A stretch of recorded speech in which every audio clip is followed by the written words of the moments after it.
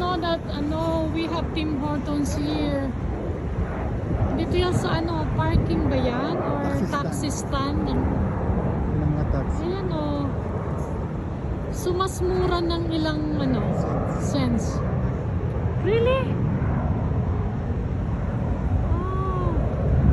So yung mga nabili dito, karamihan mga taxi driver. Diba?